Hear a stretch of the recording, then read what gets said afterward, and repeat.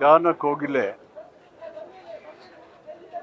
ವಿಶ್ವವಿಖ್ಯಾತ ಶ್ರೇಷ್ಠ ಗಾಯಕಿ.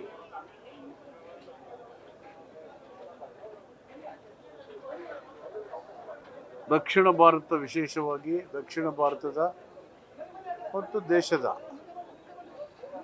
ಸಂಗೀತ ಪ್ರೇಮಿಗಳಿಗೆ 6 ದಶಕಗಳ ಕಾಲ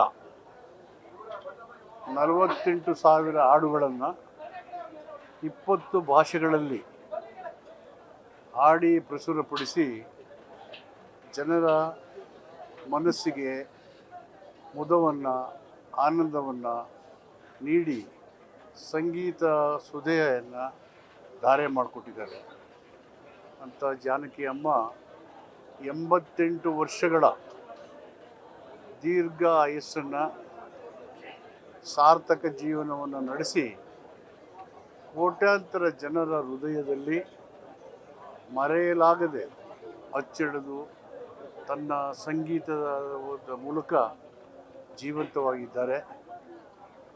ಅವರು ಕರ್ನಾಟಕ ರಾಜ್ಯವನ್ನು, ಮೈಸೂರಿನ ಸಾಂಸ್ಕೃತಿಕ ಜೀವನಕ್ಕೆ ಮೆಚ್ಚಿ ಇಲ್ಲೇ ವಾಸವಾಗಿದ್ದು ಇಲ್ಲೇ ಅಂತ್ಯ ಆಗುವ ಅವರ ಬಯಕೆ ನಿಜವಾಗಲೂ ಅವರೊಬ್ಬ ಮೈಸೂರು ರಾಜರು ಪ್ರೋತ್ಸಾಹಿಸಿದಂಥ ಸಂಗೀತಕ್ಕೆ ಅವರು ಕೊಟ್ಟಂಥ ಗೌರವ, ಪ್ರಾಮುಖ್ಯತೆ ಅಂತ ನಾನು ಬಯಸಿದ್ದೇನೆ. ಸೊ ಅವರ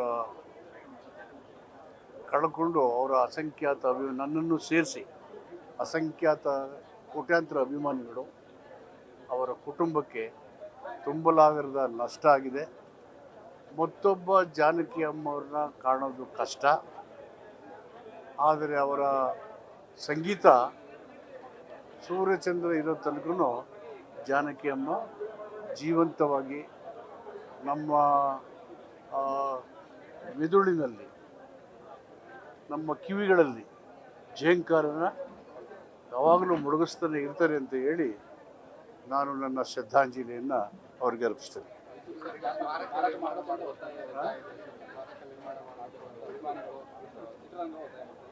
ನೋಡೋಣ, ಅವರೆಲ್ಲರ ಭಾವನೆಗಳನ್ನು ಮುಖ್ಯಮಂತ್ರಿಗಳ ಗಮನಕ್ಕೆ ತರ್ತೀನಿ. ಇಂದು ನಮ್ಮ ಕರ್ನಾಟಕ ರಾಜ್ಯ ಅಷ್ಟೇ ಅಲ್ಲ, ಇಡೀ ಭಾರತ ದೇಶದ ಸಾಂಸ್ಕೃತಿಕ ಲೋಕಕ್ಕೆ, ಚಲನಚಿತ್ರ ರಂಗಕ್ಕೆ, ಸಾಹಿತ್ಯ ಸಂಗೀತ ಕ್ಷೇತ್ರಕ್ಕೆ ತುಂಬಲಾರದ ನಷ್ಟ ಉಂಟಾಗಿದೆ.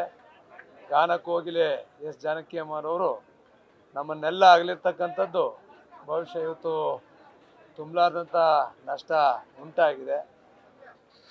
ವಿಶೇಷವಾಗಿ ನಮ್ಮ ಭಾರತ ದೇಶದ ಹಲವಾರು ಭಾಷೆಗಳಿಗೆ ಸಾಂಸ್ಕೃತಿಕವಾಗಿ ಭಾಳಷ್ಟು ಸೇವೆಯನ್ನು ಸಲ್ಲಿಸಿದ್ದಾರೆ. ಅದರಲ್ಲೂ ವಿಶೇಷವಾಗಿ ನಮ್ಮ ಕನ್ನಡ ಚಲನಚಿತ್ರ ರಂಗದಲ್ಲಿ ಹಲವಾರು ಗೀತೆಗಳನ್ನು ಹಾಡೋದ್ರ ಮುಖಾಂತರ ಇಂದಿಗೂ ಸಹ ದಶಕಗಳ ಹಿಂದೆ ಅವರು ಹಾಡಿರ್ತಕ್ಕಂಥ ಹಾಡುಗಳು ಇಂದಿಗೂ ಪ್ರಸ್ತುತವಾಗಿರ್ತಕ್ಕಂಥದ್ದು ನಾವೆಲ್ಲರೂ ಸಹ ನೋಡ್ತಾ ಇದ್ದೀವಿ. ಆ ಗಾನ ಕೋಗಿಲೆ ನಮ್ಮನ್ನೆಲ್ಲ ಆಗಲಿ ಹೋಗಿದ್ದಾರೆ.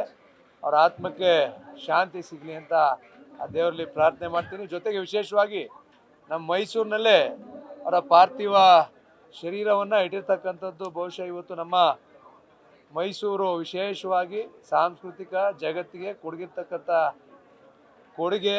ಬಹುಶಃ ಇವತ್ತು ನಮ್ಮ ಮೈಸೂರಿನಲ್ಲಿ ಅವ್ರನ್ನ ನೋಡ್ತಕ್ಕಂಥ ಸೌಭಾಗ್ಯ ನಮಗೆಲ್ಲರಿಗೂ ಸಹ ಕೊನೆಯದಾಗಿ ದರ್ಶನವನ್ನು ಮಾಡ್ತಕ್ಕಂಥ ಸೌಭಾಗ್ಯ ನಮಗೆ ಸಿಕ್ಕಿದೆ. ಅವರ ಆತ್ಮಕ್ಕೆ ಶಾಂತಿ ಸಿಗಲಿ ಅಂತ ದೇವರಲ್ಲಿ ಪ್ರಾರ್ಥನೆ ಮಾಡ್ತೀನಿ. ನ್ಯೂಸ್ ಫಸ್ಟ್, ನಿರ್ಭೀತಿಯಿಂದ ನಿಮ್ಮ ಪರವಾಗಿ.